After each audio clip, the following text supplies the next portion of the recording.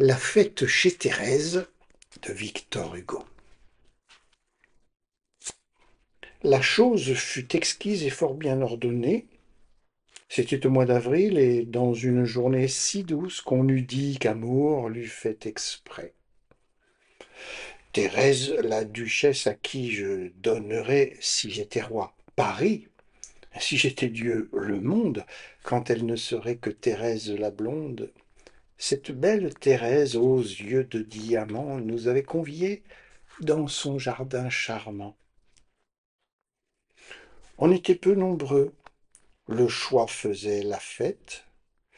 Nous étions tous ensemble et chacun tête à tête, des couples pas à pas erraient de tous côtés.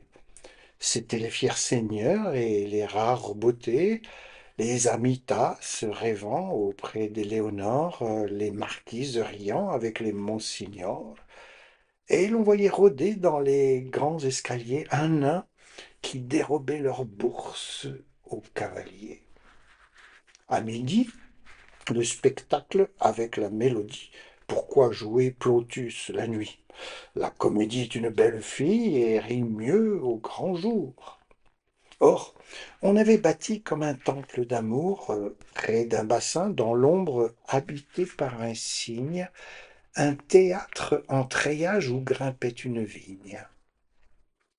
Un cintre à claire-voie en anse de panier, cage verte où sifflait un bouvreuil prisonnier, couvrait toute la scène, et sur leurs gorges blanches les actrices sentaient errer l'ombre des branches.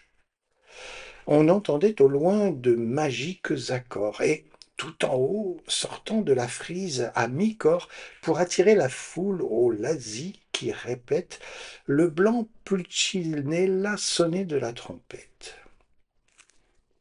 Deux faunes soutenaient le manteau d'arlequin, Trivelin leur riait au nez comme un faquin. Parmi les ornements sculptés dans le treillage, Colombine dormait dans un gros coquillage, et quand elle montrait son sein et ses bras nus, on eût cru voir la conque et l'on eût dit Vénus. Le seigneur Pantalon, dans une niche, à droite, vendait des limons doux sur une table étroite et criait par instant Seigneur, l'homme est divin. Dieu n'avait fait que l'eau, mais l'homme a fait le vin.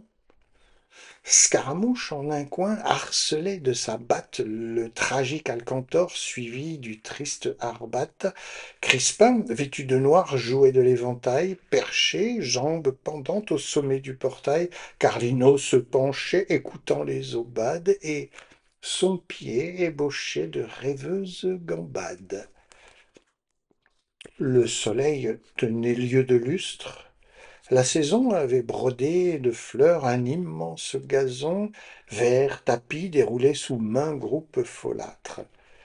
Rangés des deux côtés de l'agreste théâtre, les vrais arbres du parc, les sorbiers, les lilas, les ébéniers qu'Avril charge de falbala, de leurs sèves embaumées exhalant les délices, semblaient se divertir à faire les coulisses, et pour nous voir, ouvrant leurs fleurs comme des yeux, joignaient au violon leurs murmures joyeux, si bien qu'à ce concert gracieux et classique, la nature mêlait un peu de sa musique.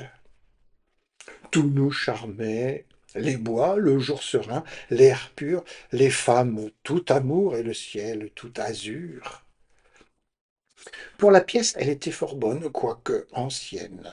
C'était nonchalamment assis sur l'avant-scène Pierrot qui haranguait dans un grave entretien un singe timbalier à cheval sur un chien. Rien de plus, c'était simple et beau. Par intervalles, le singe faisait rage et cognait ses timbales, puis Pierrot répliquait Écoutez qui voulait. L'un faisait apporter des glaces au valet, l'autre, galant drapé d'une cape fantasque, parlait bas à sa dame en lui nouant son masque. Trois marquises attablées chantaient une chanson. Thérèse était assise à l'ombre d'un buisson.